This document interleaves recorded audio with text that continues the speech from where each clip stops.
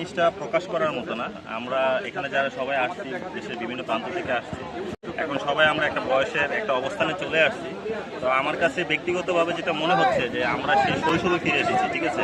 এই অনুভূতিটা আসলে মানে ভাষায় প্রকাশ করার মতো না। তো সর্বোপরি আমার কাছে সবচেয়ে বেশি ভালো লাগতেছে এবং সার্বিকভাবে সবাই স্বতঃস্ফূর্তভাবে এখানে অ্যাটেন্ড করছে, ঠিক আছে। তো সবার সহযোগিতায় মানে অনুষ্ঠানটা সম্পন্ন করা সম্ভব হয়েছে। আর এখানে এসে সবচেয়ে যে জিনিসটা বেশি উপলব্ধি হয়েছে সেটা হচ্ছে শৈশবের যে জড়তাটা ছিল সেটা এখন নাই। এখন সবাই একটা পরিপক্ক মানুষ, ঠিক আছে।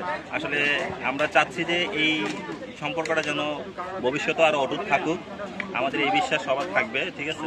আগামীতে যেন আমরা সবাই মিলেমিশে একসাথে থাকতে পারি, একে অন্যের প্রতি আরও সৌহার্দ্যপূর্ণ সম্পর্ক বজায় রাখতে পারি, ঠিক আছে।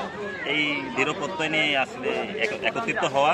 সবাই আমাদের জন্য দোয়া করবেন এবং ভবিষ্যতেও জানি আমরা সকল বন্ধুরা একসাথে হয়ে আরও ভালো কিছু